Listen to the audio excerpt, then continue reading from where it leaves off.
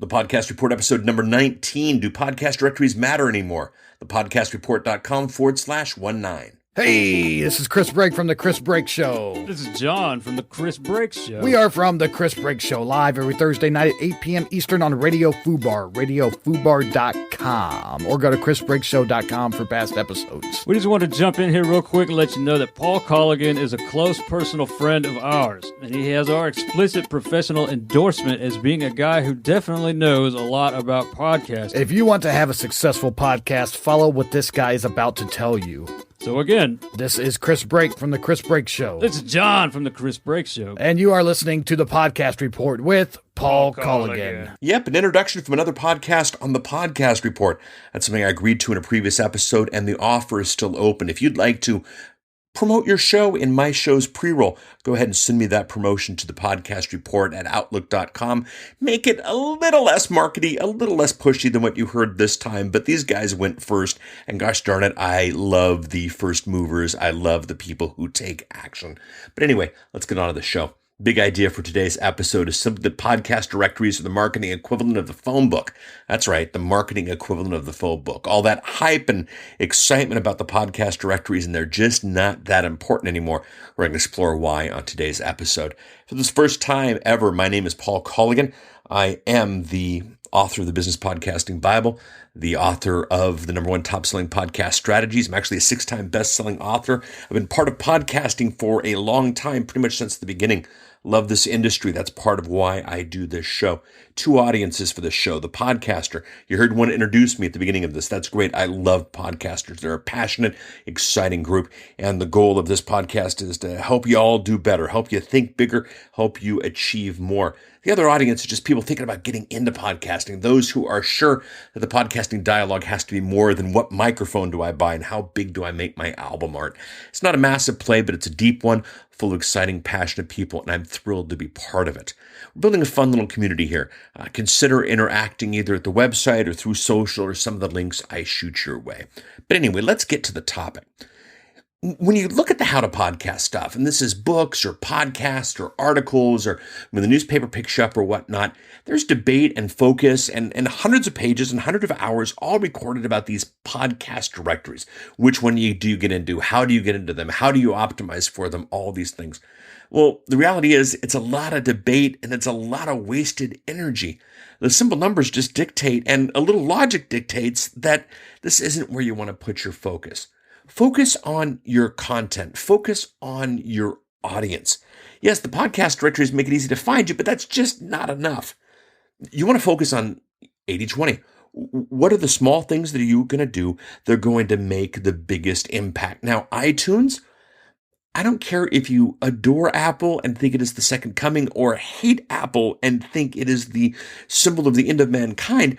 Apple iTunes is the 800-pound gorilla. Not only are they going to bring you most of your audience, but their directory is going to be picked up by some of the other podcast directories. So get in there, but that's it. That's not your big worry. Yes, fill out the forms once and we'll chat to that. Focus on that. Don't focus on the minutia. Don't focus on optimization of the directories. Set it and forget it, because the reality of what you have is this. The information of your podcast, the content that you are sharing with the world, the message that you have, and we spoke in the past to the market, the message, and then the media. That is the stuff that is so important. That is the stuff that distinguishes you. Nobody gets up in the morning and goes, I really want to listen to a podcast about X. They get up in the morning and go, I love the topic of X. And cool, check this out. There is a podcast about it. This is a subtle distinction, but it's a really, really important one. If you focus on the content, you'll realize that and you'll be in a better place. So the information you have is more valuable than the format that it's presented. Now, most of your podcast directory audience, most of the people who found you as a result of a podcast directory, really honestly, at this point, are podcasters. And even for a show like this, a podcast about podcasting, you'd think I'd be all crazy and optimizing the directories, but that's not it. I want podcasters who are talking about podcasting to be part of this. That's why the Podcast Report has a Kindled book. And if you don't know about that, we've got a previous episode about that. That's why the Podcast Report is really heavy on social. That's why I'm doing the pictures and these types of things. the idea of people who like podcasting is fine, but the idea of people who like the content and the topic and what it is that you are doing, that's more important. You see, let's look at the historical perspective here. When something new comes out, when a piece of technology comes out, you need a guide to it.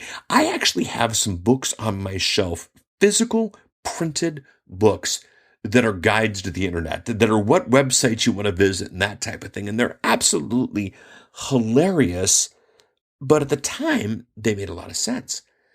Google was barely the gleam in somebody's eye, and, the search engines weren't that good. And gosh darn it, it was such a new thing that people were heading to books and looking for external places to find out about this internet. But now nobody goes to the bookstore to figure out what's on the web. Nobody goes to a guide to look for something. That's what Google is, and that's what Google's done. And that book was good for anyone that was in the book. I had websites that were in these books, and I got traffic as a result of these, but that wasn't the end game. It was my content and it was my information that got me in that book. It's my content and information that gets me the reviews, that gets me the links, that gets me the clicks, that gets me the audience.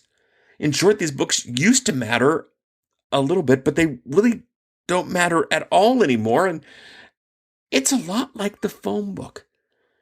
Phone books used to be the biggest way to find information about what's happening in town, but let's face it, with smartphones and social media and that kind of stuff, the phone books don't matter anymore. Now I'm getting to the point to where I show up to my house, and if some lame company's dropped off a phone book at the front door, I get frustrated and I get upset. And yes, there's a small segment that still looks to it, but man, if I'm a local business in town and I'm worrying a lot about the phone book, I'm missing who my audience is and what the realities are of this new world. So podcast directories are the same thing.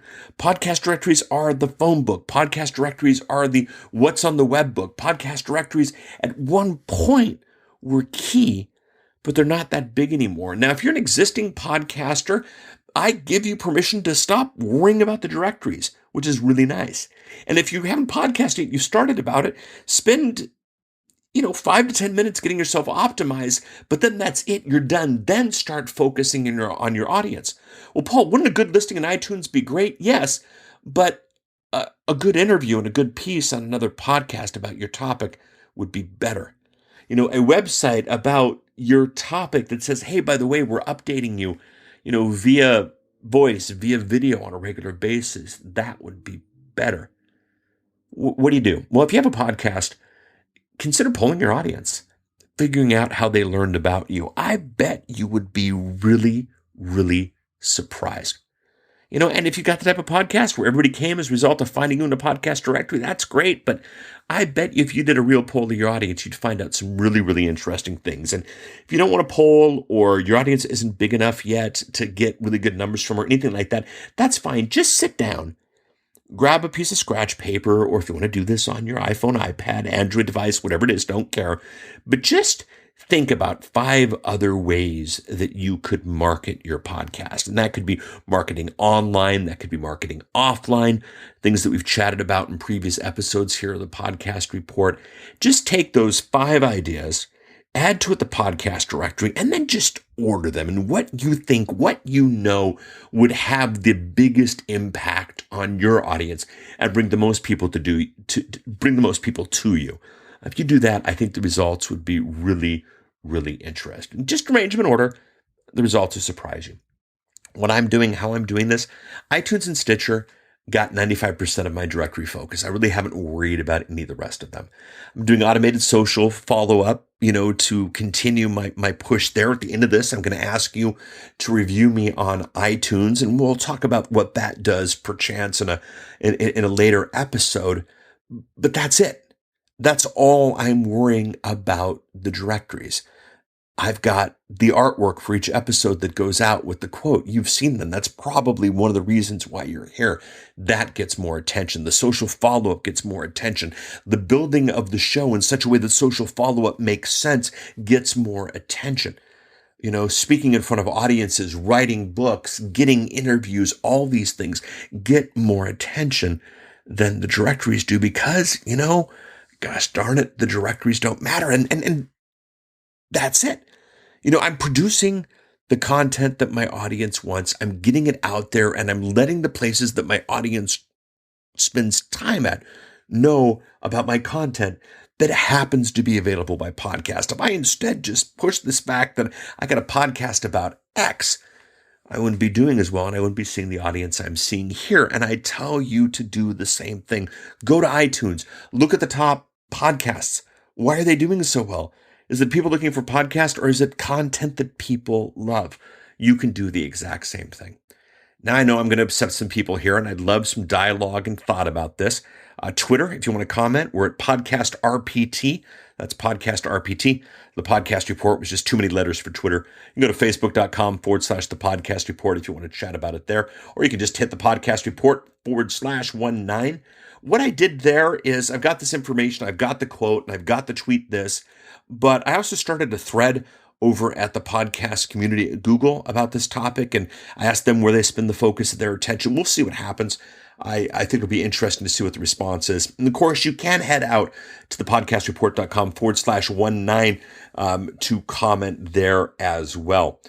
If you would like the mind map and the transcript for this episode, go ahead and text hashtag EP19 as in episode 19 to 503-897-1290. You can also call that number and specifically request the transcripts from episode 19 or leave a voicemail message. It's fun to have voicemail messages. It's fun to add other people to the podcast that you heard at the beginning of this. But please do subscribe to the podcast. A lot of people don't understand fully that the power of podcasting is not that, look, Paul put some media online, but that you can subscribe to that media online, and that every time I've got a new episode, for those of you interested in podcasting, that comes to you. I don't care if you subscribe on iTunes. I don't care if you subscribe on Stitcher, TuneIn, wherever you are, but subscribe. Make it easier on yourself. If you like this, you want more. If you don't like this, let's be honest, you wouldn't have listened as far on this as you would have. Logistics, you can listen to this show at the Podcast Report /iTunes, the Podcast Report /Stitcher, the Podcast Report /Pocketcast /TuneIn /Overcast. I'm not on SoundCloud yet, still cracking that nut. I should have some thoughts there soon, but definitely do subscribe. Next episode, I'm not going to tell you yet. It's a fun one, but you're going to want to subscribe and get it. Now, I am on October 21st, 4 p.m. Pacific. And if you've listened to this after that time, oh well, that happens. But I'm doing a live podcast recording. I'm taking what I learned from the episode with Dave Jackson on Spreaker, and I'm giving an attempt at relooking at AskPaulColligan.com. And if you're around for that, it'd be fun to have your thoughts and interest there. That'll be a live recording of a podcast, something that we'll explore on future episodes. That's it. I gave you social. I gave you the phone number. If you want to email me, it's thepodcastreport@outlook.com. If you want to make a comment, we monitor all this stuff because we think all of this stuff is important. Thank you so much. Podcast directories are just the modern version of the phone book. They're there, but they don't matter. Your podcast deserves more, and you deserve to give it more. Thank you so much. Talk to you next week. Bye.